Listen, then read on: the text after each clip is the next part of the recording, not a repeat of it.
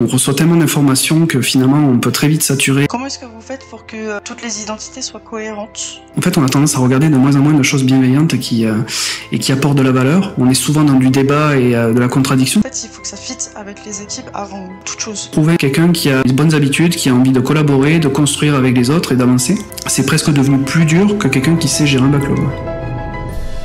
Bonjour et bienvenue dans ce nouvel épisode du calendrier de l'Avent du produit. Pour cette seconde édition, j'ai eu le plaisir d'échanger avec 24 nouveaux passionnés que vous découvrirez jour après jour. Et aujourd'hui, je suis avec Thomas, qui est Head of Product Design chez Tiga. Salut Thomas, comment ça va? Écoute, ça va bien Marceline, merci beaucoup pour l'invitation. Merci à toi. Est-ce que tu peux te présenter en quelques mots? Oui, bien sûr. Donc, Thomas Vidal, je travaille chez Tiga, qui est donc un cabinet de conseil qui est spécialisé en product management, en product design. Ça fait un peu plus de 10 ans que je suis en région parisienne. Ça fait 15 ans que je travaille dans l'UX. J'ai commencé en région toulousaine, ça s'entend à mon accent. Et après, je suis monté sur Paris depuis une dizaine d'années. Et j'ai rejoint Tiga et j'en suis très heureux. Et je travaille donc au sein d'organisations produits, et plus particulièrement au niveau du design. Comment est-ce que tu as découvert l'univers du produit ? Alors en fait, je l'ai découvert grâce à Tiga. Donc j'ai commencé comme beaucoup il y a 15 ans, comme ergonome, concepteur IHM à l'époque, on appelait ça à la fin de mes études. J'ai commencé en région toulousaine et puis de projet en projet, à un moment donné, j'ai convergé sur le même sujet que Tiga, qui était la modernisation des SAMU de France. L'objectif, c'était de faire en sorte que l'ensemble des SAMU avaient le même logiciel en cas de crise sanitaire importante. Donc malheureusement, c'est arrivé quelques années après. Et donc j'ai rencontré Tiga à cette époque-là, c'était en 2014-2015 il me semble. Et donc Tiga était en train d'introduire justement une organisation produit au sein des SAMU de France. Donc c'était un projet d'État, c'était extrêmement intéressant. C'était un safe à l'époque, donc il y avait du positif et du négatif. Et j'ai connu Tiga comme ça et je me suis dit c'est super, le design peut être au cœur des produits numériques, être intégré pleinement. Et c'est comme ça que j'ai commencé à faire du produit. Est-ce que tu peux m'en dire plus sur ta mission actuelle chez Tiga? Ouais, alors chez Tiga, en premier, quand je suis arrivé chez Tiga, j'ai commencé comme consultant, donc j'ai fait pas mal de missions sur des design sprints, sur les design systems, et puis là maintenant, depuis un peu plus de 3 ans, 4 ans, je suis plutôt sur des postes de head-off, où l'objectif c'est plutôt de mettre en place une vision, une organisation, une culture design au sein des entreprises. Donc j'accompagne les entreprises, quelle que soit leur taille. J'ai été head of design chez Litchi, qui est une petite structure. Là j'ai fait Decathlon, qui était un peu plus important, parce que c'est un peu plus de 100 designers. Accor aujourd'hui c'est une quarantaine, donc j'accompagne vraiment ces équipes à se structurer, à faire en sorte que le design ait de l'impact au niveau des organisations produits. Je trouve ça super intéressant et très épanouissant, à la fois personnellement et pour les équipes, et faire en sorte que les designers et designeuses puissent s'éclater, donc je trouve ça top. Qu'est-ce que tu as fait chez Accor en termes d'expérience? T'es sur quel scope? En fait, je travaille au sein de la Digital Business Factory. Donc, en fait, je suis aujourd'hui Head of Design de tout le scope digital d'Accor. Donc, c'est un peu plus de 150 produits numériques, allant bien évidemment en premier lieu de la partie e-commerce, le site all.com institutionnel, où on a 2 équipes design à la fois sur la partie mobile desktop et sur l'app. Après, ça va être sur ce qu'on appelle la partie loyalty, c'est donc tout le programme de fidélité, les partenariats qu'on peut avoir en général. Troisième scope qui va être la partie brand, c'est toutes les marques de Accor, parce qu'Accor c'est un peu plus de 40 marques, c'est 48 marques si je dis pas de bêtises. Donc on travaille avec les marques sur la refonte de leur site internet et on essaie de l'intégrer dans une expérience Accor. Et enfin, ça va être bien évidemment toutes les expériences en lien avec le B2B, l'hôtel et la distribution. L'objectif, c'est vraiment en premier de permettre à nos guests de choisir une expérience ou un hôtel, et après de les accompagner au niveau de leur parcours au sein des hôtels, en faisant en sorte d'avoir des services de qualité. Donc en fait, je suis en charge aujourd'hui d'une équipe de 35 personnes, 40 à peu près en 2024, là on a les budgets qui sont tombés, allant de ce périmètre de B2C à l'ensemble du B2B, donc ça fait à peu près 150 produits numériques. Chez Accor, vous avez quand même plusieurs identités. Comment est-ce que vous faites pour que toutes les identités soient cohérentes et malgré tout différentes? En fait, on a plusieurs enjeux. Le premier, c'est bien évidemment qu'on travaille à différentes marques chez Accor. Donc l'objectif, c'est de faire en sorte que ces marques puissent se distinguer et avoir leur propre univers. Par contre, en termes d'accessibilité, par exemple, de composants design system, etc., on fait en sorte d'avoir à terme un seul et même design system pour gérer ces sujets-là et faire en sorte d'avoir déjà une cohérence de parcours. Donc l'idée, c'est pas de faire d'uniformiser les expériences, parce que les profils d'utilisateurs, c'est 70 millions d'utilisateurs aujourd'hui chez Accor, donc c'est voilà, c'est impossible de quantifier un utilisateur type. Par contre, ce qui est important, c'est d'avoir une continuité d'expérience d'un point de vue qualitatif. Donc on travaille beaucoup sur ça. Et après, on essaie de voir comment on fait ce passement d'arriver sur le sidol.com à comment on peut arriver après à intégrer les marques en fonction du persona qu'on peut avoir ou de la customer journée. Donc l'enjeu pour nous, je dirais, il est vraiment d'assurer une continuité d'expérience. Qu'il y ait des expériences différentes, c'est pas un souci. Par contre, qu'on soit en capacité à avoir le même niveau de qualité, ça c'est l'élément qui est le plus important pour nous. Pour terminer cette introduction, est-ce qu'il y a quelque chose que tu as appris sur le produit récemment ?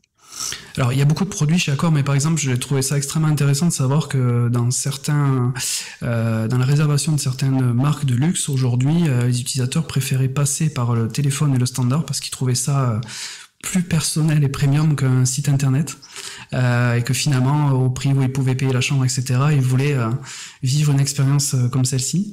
Donc c'est intéressant de voir qu'en fonction des profils, vraiment, on a des attentes qui sont très très différentes.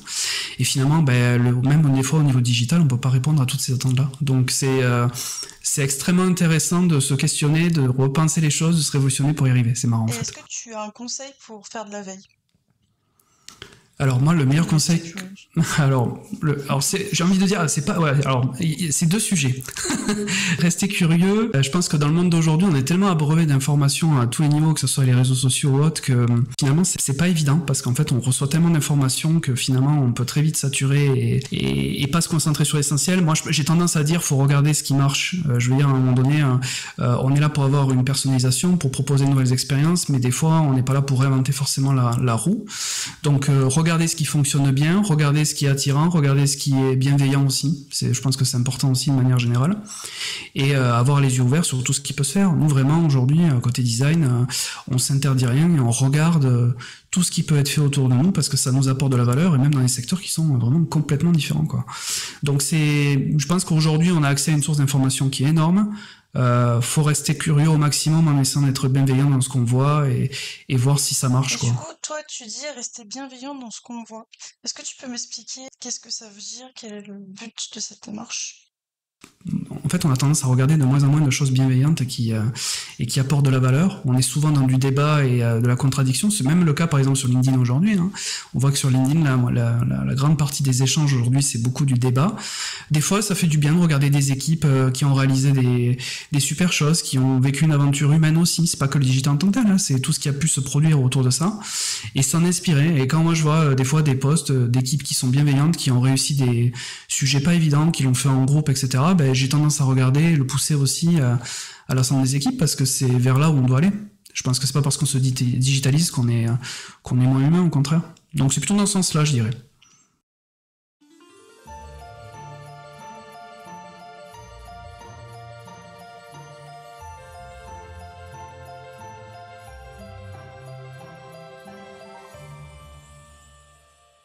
On va passer à la partie 2 sur la vision produit. Quel conseil tu donnerais à quelqu'un qui se lance dans le produit aujourd'hui? Alors, je pense que c'est une question qui est pas évidente, mais elle a beaucoup évolué. En fait, ça a beaucoup évolué ces dernières années. Même nous, dans le recrutement chez TIGA, on est confronté à ça de plus en plus. Avant, moi, personnellement, par exemple, je regardais beaucoup dans le recrutement les compétences techniques. Je trouvais que c'était quelque chose qui était très important, notamment en design, sur plein d'aspects. Sur comment on fait de la discovery du delivery, comment on délivre intelligemment, à quel moment on utilise les personas, comment on fait de l'idéation, enfin sur tous ces sujets-là. Et en fait, je me rends compte que maintenant, le rôle pour quelqu'un qui travaille dans le produit, que ce soit design tech ou product manager, le plus important en fait, c'est les soft skills, c'est la communication, la capacité à aller au sein de l'équipe, à discuter, à échanger, à aller travailler avec d'autres équipes qui sont même pas en lien avec le produit directement. Je pense au business, au marketing, aux toutes les problématiques juridiques, etc. Et de faire en sorte, si tu veux, d'avoir une symbiose. Et en fait, ça, c'est une compétence qui est très recherchée sur le marché, qui est très difficile à trouver. C'est vraiment cette compétence de dire, on travaille en équipe, on facilite ensemble, on construit les choses ensemble et on avance ensemble. Et ça, généralement, les équipes qui travaillent comme ça, même si techniquement, elles c'est pas les meilleures, en tout cas, dans leur capacité à délivrer de la valeur, elles sont souvent très très fortes. Oui. Mais tu vois, Ce que tu me dis, beaucoup de product managers, beaucoup de personnes d'équipe produit, c'est ce qui prime le plus. Mais quand on voit les offres d'emploi, c'est quand même souvent bac+3, bac+5 minimum. C'est vrai. En fait, j'ai l'impression qu'il y a un décalage entre ce qu'on dit et les offres d'emploi. En fait, là, c'est vrai que tu touches quelque chose qui est en propre, je dirais, au marché français et à la France tout court. C'est-à-dire qu'en France, on a besoin malheureusement d'avoir des diplômes pour rentrer dans les CV et être regardé. Moi, je pense que honnêtement que c'est une erreur hein, à partir du moment où on a des gens qui ont les bonnes capacités pour y arriver. Il n'y a pas de raison que ça ne marche pas. Alors bien évidemment, il faut toujours un minimum parce que c'est quand même des métiers qui sont techniques, hein, donc il faut faire attention à ça. Mais je suis complètement en phase, c'est-à-dire que je pense que par exemple, je sais qu'aux États-Unis c'est un peu différent, mais non, je suis complètement en phase là-dessus. Je pense vraiment qu'il ne faut pas se limiter à ça, en fait. C'est une erreur. C'est une erreur qui est effectuée beaucoup de plus en plus. Et moi, par exemple, je ne regarde pas si c'est bac+5 ou bac+3 dans mes recrutements. Je regarde de moins en moins, personnellement. Oui. Puisqu'au final, un bac+5 peut te décevoir. Ah, complètement. Et puis, c'est pas parce qu'on a un diplôme ou qu'on a travaillé dans telle entreprise, d'ailleurs, que on est la bonne personne pour le bon poste. Je pense que c'est beaucoup plus complexe que ça et c'est une erreur de se focaliser là-dessus, hein, très clairement. Oui, surtout que c'est un travail qui est relationnel, donc en fait, il faut que ça fitte avec les équipes avant toute chose. Complètement, tu sais, j'ai fait passer beaucoup d'entretiens pour Decathlon, puisqu'on a beaucoup recruté, donc j'ai dû faire passer plus de 250 entretiens, j'en fais passer pas mal chez Accor aussi. Moi, je demande toujours, pendant les entretiens, en premier lieu, qu'est-ce qu'attend la personne? Qu'est-ce qui ferait qu'elle soit épanouie, qui aurait du sens pour elle au sein de ce travail-là? Parce que je pense que c'est important, c'est en premier lieu, c'est un contrat de confiance entre l'employeur et l'employé, quoi. Hein. C'est vraiment comment on construit quelque chose ensemble et on avance ensemble. Et ça, c'est le premier élément. Alors, bien évidemment, il faut un minimum quand même de compétences et techniques pour y arriver, hein, sinon, ce serait aussi trop simple. Mais aujourd'hui, c'est difficile de trouver, notamment dans le digital, quelqu'un qui a les bonnes habitudes, qui a envie de collaborer, de construire avec les autres et d'avancer. C'est presque devenu plus dur que quelqu'un qui sait gérer un backlog. Ouais. Et du coup, il y a une erreur que tu as fait euh, qui a changé ta façon de faire du produit? Bah, peut-être. Alors moi j'avais. Alors là on remonte à longtemps hein, quand j'ai envie de dire j'étais sur des postes plus de production. Moi j'avais tendance à être assez perfectionniste et en fait c'est une erreur hein, parce que quand on rentre dans du produit, on sait très bien que le plus important en premier lieu c'est d'être en capacité à proposer une valeur qui va avoir de l'impact rapidement et qu'après ça change tellement et les besoins d'utilisateurs changent tellement que faire quelque chose de super léché au final, déjà le temps est passé et ça ne vaut plus grand chose. Donc je dirais que c'est très difficile en fait pour un designer de comprendre, d'être à la fois sur un concept qui va progresser dans le temps, mais d'être en capacité à proposer de la valeur très vite. Et je sais que c'est très frustrant hein, dans le métier de créatif de dire on va se cantonner juste à ça, on va sortir ça techniquement, on va le produire, et tant pis, on verra par la suite et on verra les retours des utilisateurs. Donc ça, c'était un défaut que j'avais à l'époque, et parce que je suis pas né avec les organisations produits, hein, j'ai appris à grandir avec. Et je pense que par rapport à ça, j'ai beaucoup évolué, mais c'est parce que je suis rentré chez Tiga que j'ai compris ça aussi. Oui. Et du coup, d'ailleurs, chez Tiga, comment est-ce que vous célébrez les victoires? Alors, chez Tiga, je sais pas si on appelle ça des victoires, mais ce qui est très important pour nous, c'est de restituer la connaissance au plus grand nombre. On le fait à travers nos bouquins déjà, qui sont tous gratuits et qui parlent de product management, de product design, de design responsable. Là, on en a ressorti un il y a 15 jours sur le product management. Et surtout, on fait beaucoup de Rex. Ça c'est très important aussi, c'est-à-dire que dès qu'on a des missions qui ont été des réussites, pas forcément pour les T-Guys ou Tigers, on s'appelle les T-Guys et les Tigers, mais pour une équipe, c'est-à-dire par exemple quand je fais des Rex sur Litchi, sur Accor, sur ce que j'ai fait chez Doctolib, sur Decathlon, l'idée c'est de raconter une histoire, en fait, raconter ce qui s'est passé, avec ce qui a été positif, ce qui a été négatif, et le faire partager à la communauté. Et je pense que ça, c'est très important, c'est ce qui manque beaucoup aujourd'hui. On le voit sur LinkedIn ou dans pas mal de meet-ups, c'est-à-dire raconter du concret, raconter vraiment comment les choses sont passées. Et en fait, pour que les équipes se reconnaissent là-dedans et prennent ce qu'elles ont à prendre pour s'améliorer. Et donc, nous, on est vraiment plus dans ce fonctionnement-là et on sera toujours dans ce fonctionnement-là parce que c'est ce qui, je pense, fait grandir la communauté énormément. J'ai une question par rapport à ça, c'est comment s'y retrouver dans les méthodes? Puisqu'au final, il y a tellement de façons de faire du produit et tellement de méthodes. Qu'est-ce que tu conseillerais en fait à quelqu'un qui est complètement novice pour débuter? Tout simplement, je pense qu'il n'y a pas de méthode, de framework tout fait. Aujourd'hui, effectivement, on parle de beaucoup de choses, de techniques, de façon d'idées, de façon de faire discovery, du delivery, etc. Tu sais que Botiga, donc on a les produits Discovery Discipline de Rémi Guyot qu'on connaît très bien et qui a fait un boulot formidable sur son livre. En fait, ça dépend de ton contexte. Et donc moi, le meilleur conseil que je peux donner, c'est quand on est dans un contexte qui est une start-up, un grand groupe, peu importe, etc., il faut essayer de regarder ce que font les autres de même type d'entreprise et voir comment ils arrivent à se structurer. Ce qu'on va faire pour les grands groupes, ça va pas forcément avoir le même impact pour une petite start-up, etc. Donc, il n'y a pas de process clé ou bien évidemment, je pense qu'aujourd'hui, en faisant de la discovery et du delivery, en le faisant intelligemment, mais ça varie même au sein des entreprises et des équipes au sein des entreprises.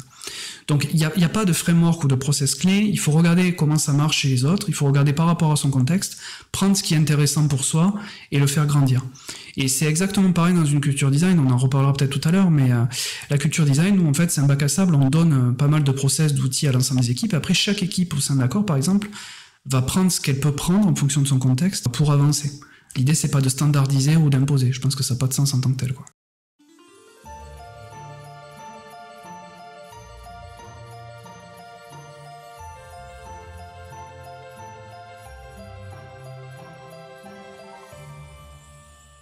Du coup, on va passer à la troisième partie, comment avoir de l'impact en équipe produit lorsqu'on est product designer. Donc, pourquoi est-ce que tu as choisi ce thème ? Alors, c'est un sujet qui me tient énormément à cœur parce que, de par les postes que j'ai pu avoir sur ces 3 dernières années, à chaque fois, on m'a sollicité pour ça. Que ça soit dans une petite équipe comme chez Litchi, que ça soit dans une grande entreprise comme Decathlon, un grand groupe comme Accor aussi, mais avec une équipe design plus petite, l'enjeu était toujours le même. C'est comment faire en sorte que le design ait de l'impact au niveau de l'organisation produit, de l'organisation digitale. Les équipes design, depuis maintenant 3-4 ans, elles sont en train énormément de scaler dans tout type d'entreprise, de grandir, même dans des petites boîtes. Aujourd'hui, tu peux te retrouver avec 5, 10, 15 designers. On voit des startups avec pas mal de designers, je pense à des Blablacar, etc. On voit qu'il y a une vraie attente par rapport à ça, et aujourd'hui, c'est ce que j'ai pu dire cette année, de manière générale, dans pas mal de conférences, je pense que le design n'a pas prouvé encore son impact au sein des organisations, et que pour prouver son impact, il faut être structuré. C'est-à-dire qu'il faut avoir une vision claire, il faut avoir une organisation claire en lien avec une organisation produit, et après, il faut avoir une culture qu'il faut développer, infuser au sein des équipes produits. Avoir des objectifs communs, travailler ensemble, etc. Et ça, c'est un enjeu majeur parce que c'est important de justifier notre travail, montrer l'impact qu'on peut avoir au niveau de l'entreprise, pas qu'au niveau de la sphère du design, pas qu'au niveau de la sphère produit, mais tout simplement au niveau de la sphère digitale. Faire comprendre, par exemple, que une expérience qui est au niveau d'accessibilité et qui sera pensée de A à Z, c'est-à-dire que plusieurs produits auront une expérience continue, etc., c'est 10-15% de conversion supplémentaire, on le sait. Faire en sorte qu'un design system qui a bien été implémenté, c'est du delivery qui va 20-30% plus vite. Donc je pense que c'est un enjeu majeur aujourd'hui, majeur pour le design, notamment avec l'arrivée de l'IA. Si on veut pas être vu comme juste des gens, entre guillemets, qui font que du maquettage, mais qui sont vraiment des facilitateurs et qui sont au cœur de la stratégie d'entreprise, c'est extrêmement important. Par rapport à ça, le product designer pourrait remplacer le product manager. Alors, on a eu le débat chez Tiga, on a des fois le débat par rapport à ça, donc c'est un sujet extrêmement intéressant. Je pense pas du tout en fait. Je pense juste qu'il faut sortir de cette posture. Le product manager fait ça, le product designer fait ça. Chaque équipe, encore comme je disais, a des rôles et responsabilités différentes. Tu vas avoir des petites équipes où tu vas avoir le product manager qui va leur faire la phase de discovery avec un UX research. Tu vas avoir d'autres équipes, c'est le product designer qui va le faire UX research. Tu vas avoir d'autres équipes, c'est le product manager, le product designer et l'UX researcher qui vont travailler sur la phase de discovery. Il y a rien d'établi par rapport à ça. Je pense que chaque équipe doit travailler comme elle le conçoit. Par contre, ce qui est important, c'est d'avoir des responsabilités qui soient claires et nettes. Le design, c'est pas l'apanage du product designer. C'est l'apanage de la tech, c'est l'apanage du marketing, c'est l'apanage du business, c'est l'apanage du product manager. Par contre, la responsabilité à la fin de dire notre expérience est suffisamment haut niveau, elle répond bien à un insight utilisateur qui a de l'impact, ça, c'est la responsabilité du designer. Et c'est justement comme ça qu'on met en place une culture design. Donc, moi, mon but, c'est de dire, en fait, qu'aujourd'hui, il n'y en a pas un qui va remplacer l'autre. Ça, je ne le pense pas très clairement. C'est juste qu'en fait, en fonction de comment on travaille, il faut bien se répartir les rôles.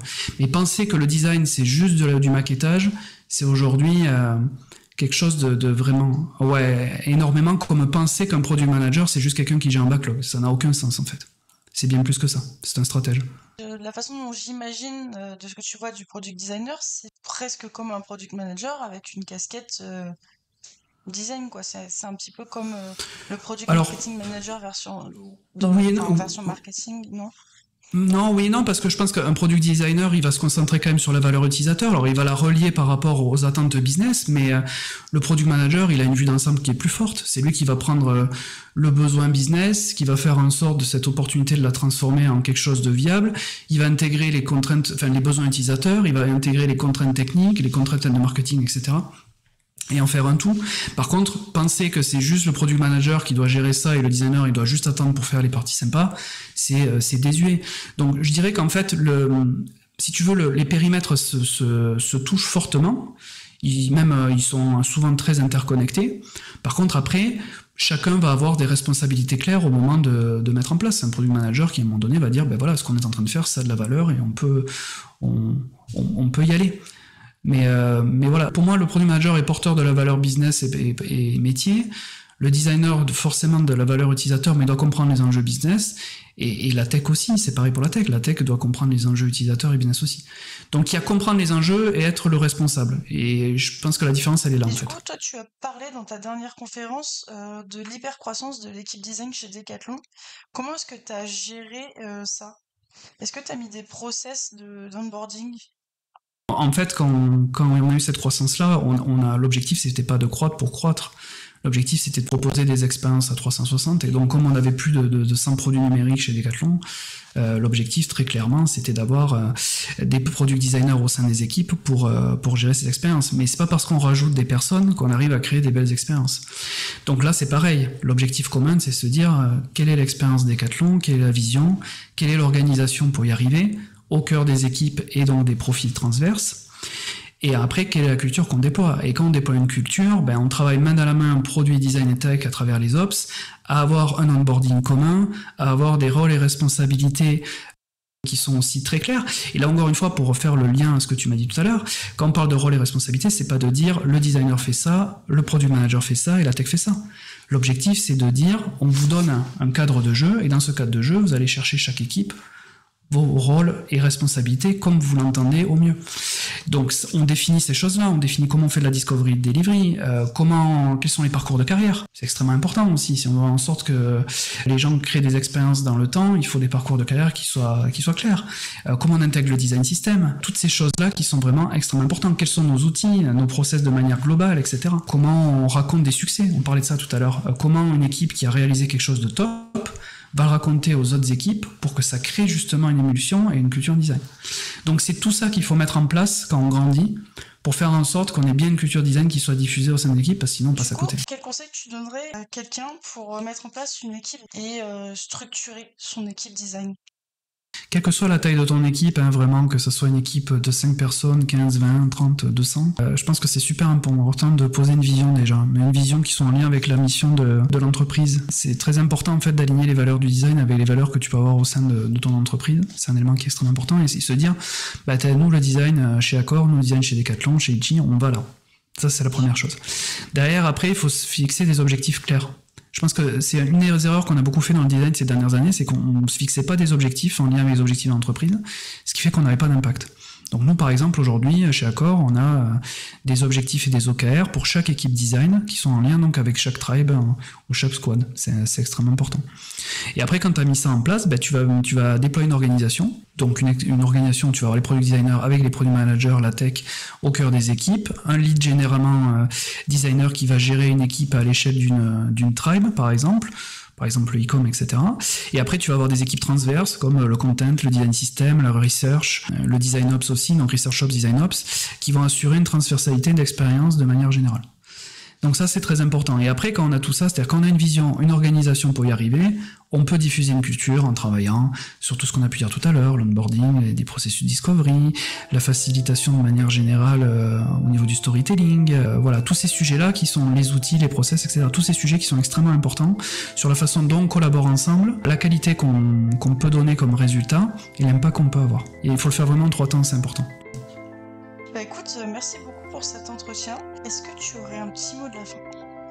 Bah écoute, déjà je te remercie pour cette discussion, c'était extrêmement intéressant, puis ça permet aussi de se poser des fois des questions hein, quand on parle de ces sujets-là, parce que c'est des sujets qui sont tout le temps en train de se renouveler et on évolue sans cesse là-dessus, donc j'ai trouvé ça extrêmement intéressant et engageant, et voilà, et je tenais à te remercier vraiment pour cette super discussion.